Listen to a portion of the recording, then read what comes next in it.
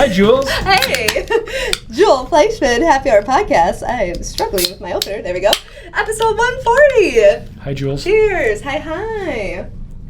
Jules has got the most amazing fingernails. If you They're a little outgrowth meet here. her close. Yeah. Thank you. We are talking of all things DWO today. What is that? Drexel Wildlife Organization. So, kind of how this came about is recently we were doing a raffle drawing for our family night Packer raffle, and we asked the team. We asked you, team, whoever's listening, what do you want to learn? What do you want to further your knowledge on within Drexel skills?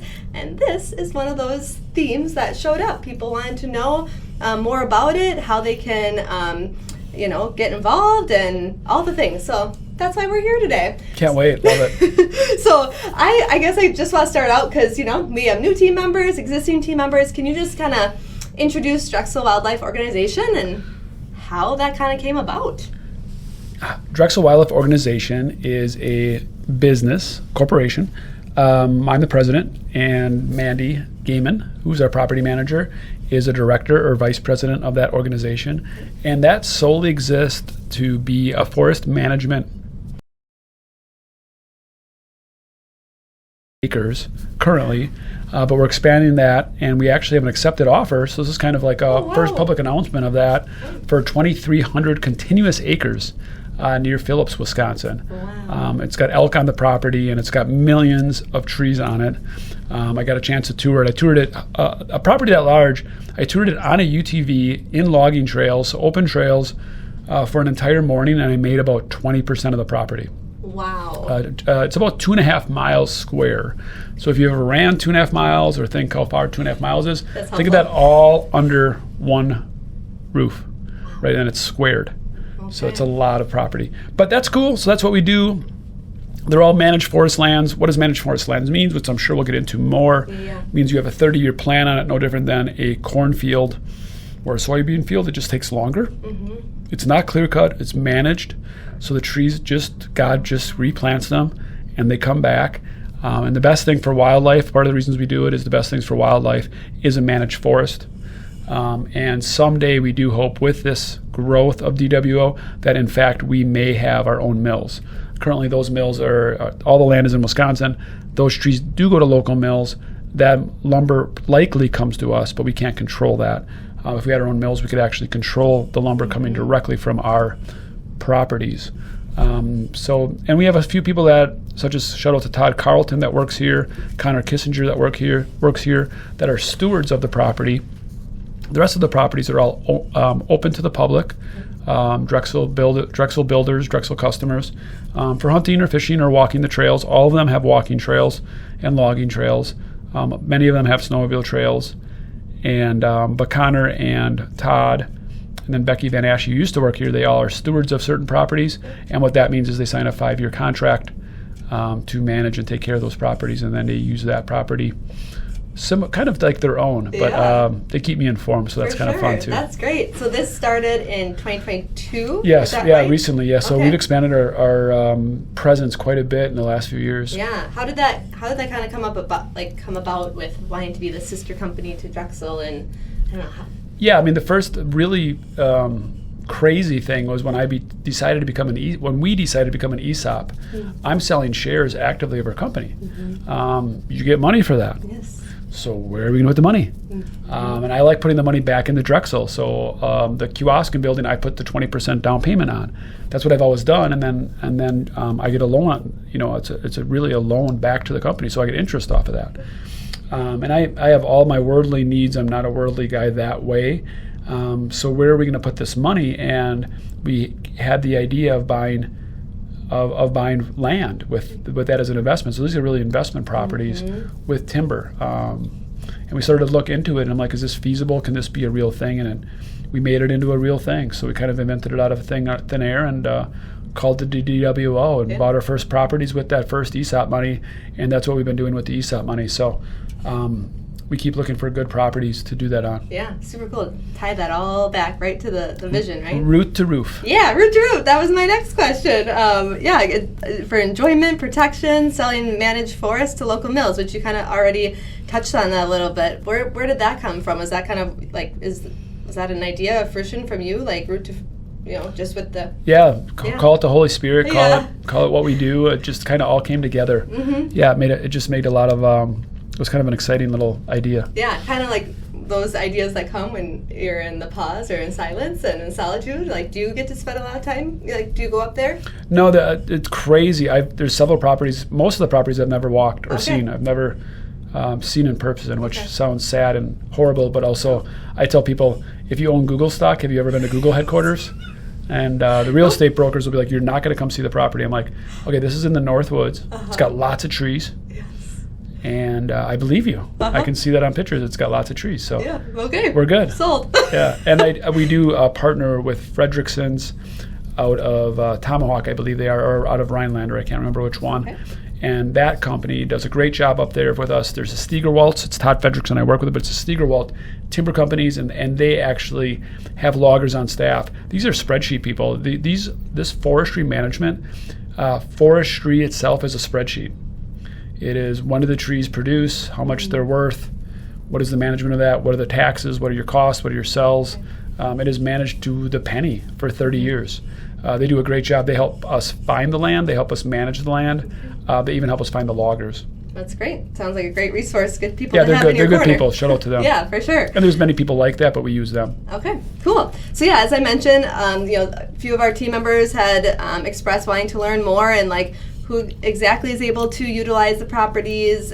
Are there any general guidelines? Is there any, is it open year round? Yeah, it's called Managed Forest Land Open to the Public. Okay. So there are actually not just DWO. There are hundreds of thousands of acres here in Wisconsin that are open to the public that are owned privately. Okay. So managed forest land means that you've come into agreement with the government for a 30-year plan on the logs. Okay. And that protects that as an environmental stance. And you have to agree to that. And there's heavy fines for that because you get great tax implications. Okay. You pay almost very, very low tax rate for an open forest land because the government wants to encourage that so it's open to the public. So it is open 12 months a year for hunting or fishing. It's not open for camping. And you can just kind of search that on OnX or different apps that show you managed forest land open. And then if you become a steward, we close that land, which is still a cheaper tax rate, but more of an agricultural tax rate. And then the stewards pay that tax rate. And you can change back and forth 3 times within the 30-year contract to do that. Okay. Does the stewards just kind of reach out to Mandy, you directly? Yeah, they can just reach out to me directly. Okay. I might have Mandy. Mandy's newer here. Yeah. Eventually it'd be Mandy, but currently it would, either Mandy or myself because I'm still trying to help her learn the ropes of this crazy Drexel world we live in. For sure. Okay, and then I had noticed on our website, which we also have another resource that we want to share, make sure team members know of, that one is in Nakusa, and then the other one is a lake. Yeah, so Becky Van Ashey is the steward of the one in Nakusa. Okay. There's one, if you go to our Facebook page. Thank you. These don't have roads, so you can't have a street address, so they have the coordinates. All the coordinates are on the website. Mm-hmm. I haven't updated the accepted offer one yet. We'll get to that shortly. And then I'm going to pin it as well. So if you just scroll back to 2022, you can see which ones are pinned. Mm-hmm. But they're really all over Wisconsin. Okay.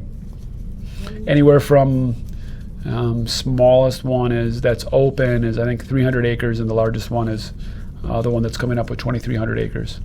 That one I'm excited about because it's got elk on it. Yeah. I think it's cool. It's got the Lac de Flambeau River flowage on there, and it's a cool piece of property. It's very hardwood. It's very little low land, so it's got a lot of really good wood on it. Yeah.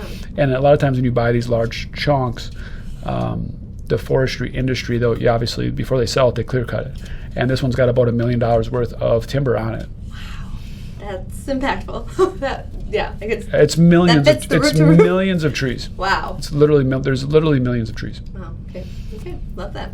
It makes me think a lot in one of our get to know you questions for new team members for our shoobies.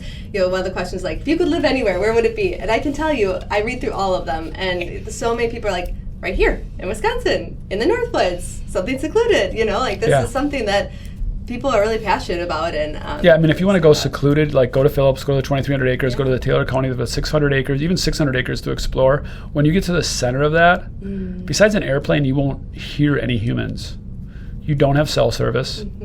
I mean, you can't get closer to the God than that. No. It's not my cup of tea necessarily. I mean, I like it for a day, but NV-Go, you got to take supplies along, you got to take an axe along, you got to take a chainsaw along, because if your UTV breaks down, or if something happens walking, I mean, you're miles and miles away from anyone. Got it. Okay. My dad actually had property in Canada for a while, and again, that's interesting. Oh yeah, good old backup plan. But he, we didn't have service, and it's a whole different kind of connection with family, with whoever you're with, and with nature. So yeah, I love that. Okay, so we kind of talked about that, kind of the general enjoyment, key purposes, and activities that team members hunting, fishing, hiking, and as well as that. any builders. Again, it's open to anyone that's listening to this. You did mention that. Yeah, thank you. Is there any other restrictions or anything else that people would need to be aware of?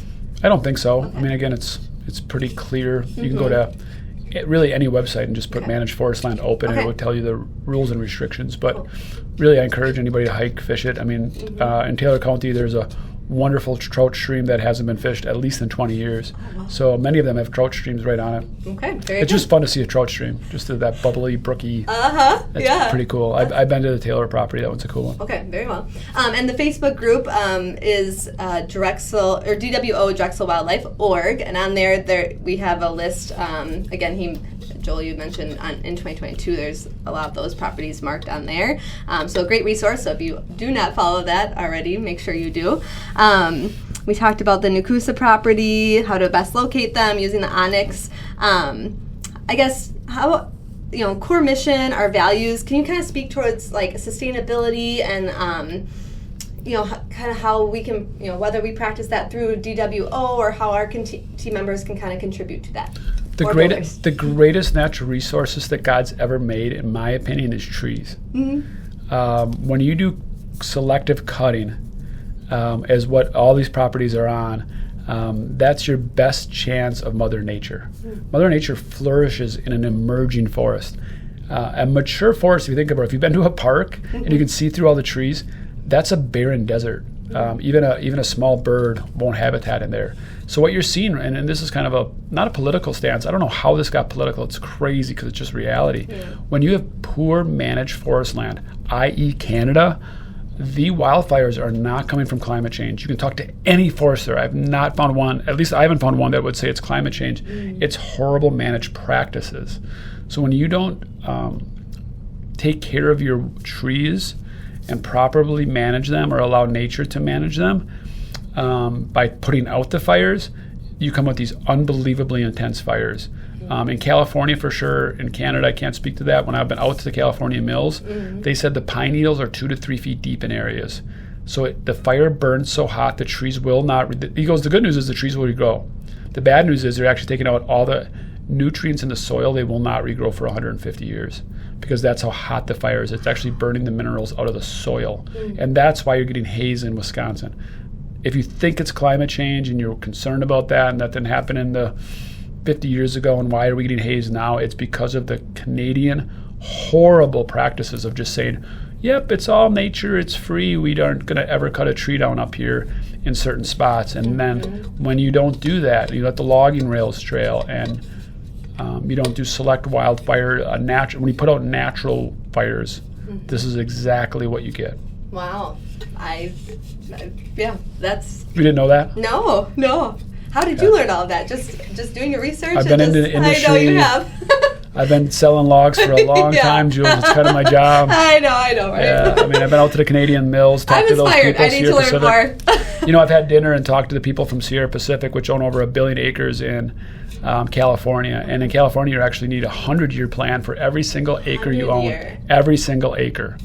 And you have to literally saying, okay, there's 17 oak trees on this acre, and there's going to be, so it's an interesting thing. They're very, but again, it's horrible. They don't do it right. Wisconsin, we're more open that way, and it's a good plan. And when you have the right 30-year plan, if you cut down aspen trees, the term that I've heard is it comes back like dog hair. Okay. So an aspen tree, which is a lot in the Northwoods, which we use a lot in our LP Smart side. I don't know. It's such a spiritual thing. I love aspens. Do you know about this? About aspens? Nope. So you know what an aspen tree is? Looks kind of like a birch tree. Okay, I know. Poplar, aspen, right? And that's very heavy in the Northwoods. And when we recognize them, you'll see them. It's the largest living organism in the world. So that one tree is not its lone tree. It's actually the roots.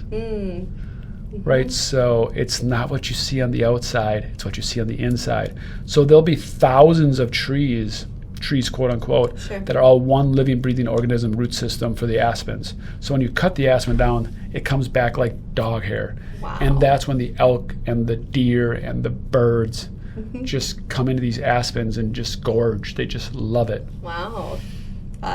Jules is looking at me like Joel is a deeper dude than I ever knew. Am I just like mic trapping you right now? I'm like, no, I'm just, I need to learn more. This is great. I hope. You didn't know I knew this, did you? I know. It makes sense that you do.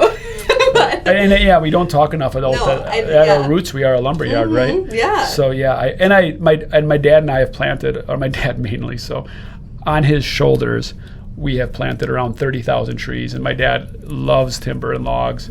I do as well. So there's something about a tree for sure. Yeah. How about that? I have this quote that we have on there: "Into the woods I go to lose my mind and find my soul." Really captures that spirit that you've been speaking to. Yeah, that used to be on our Raptor for sure. Yeah. So I love that quote. That's one of my favorites. Right now on my truck that I'm driving, I have John 21:3 on there, out of the Bible, and it's my favorite quote currently in the Bible. And it's simply St. Peter, right, the leader of the 12 knucklehead apostles, as I call them. God, obviously God bless them, our leaders, right? But they were just average folks. And the scenario in John 21:3, which is important, is Jesus had just died and was risen from the dead. So think about that, like your best buddy, and you're like, dude, he's like alive. But they didn't always know where he was, right? So what do they talk about? Like they were just normal dudes. They're like, so what's Jesus doing? So he's really back, huh? You saw him die, right? Oh yeah, I totally saw him die. I'm sure he was dead. And we did talk to him. Oh yeah, he was having, and he actually ate with them to kind of show like, hey, I'm alive. And so this is like recent after that, and St. Peter said, guys, what do we do? One of the apostles said, hey, what are we doing today? It's right in the Bible. And Peter goes, I'm going fishing. And the rest of the apostles go, I'm going with you. And then the full verse of the Bible quote goes, and they caught nothing.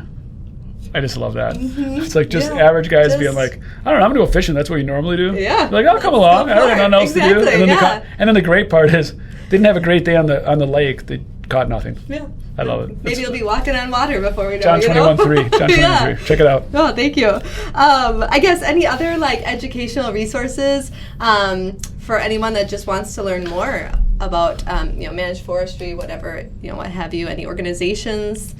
Yeah, I mean, obviously Google, ChatGPT are great tools at these points, so hard to beat those. I love that instant, Yeah, I mean, that instant gratification. But, if you want to learn more about forestry, Adam Beck's a great resource here internally. He's starting to learn. My dad obviously has taught me everything that I know. And like I said, I learned on his, we are all growing at Drexel on his shoulders. Yes. We're all crawled up on his shoulders. So give him kudos. Shout out to my dad. Call me anytime. We can talk about the woods. Just get out there and just see and explore. Use an app to study the trees and know which trees are which. That I geek out for that. I like to know which trees are which and how they all are related to each other. So, best thing to do is be out there. That's true. Yeah, my son just went. Spruce and pine took me 40 years to figure out what a spruce to remember what a spruce and a pine was. Right? Pine's the short needles. Spruce are the long needles. I feel like when you go and cut down your Christmas trees, it's like which one am I going to? What area? Wait, did I just get that wrong? No, I'm just thinking I did that wrong. Replay. No. Cut that one out. But my son just went on a field trip for that.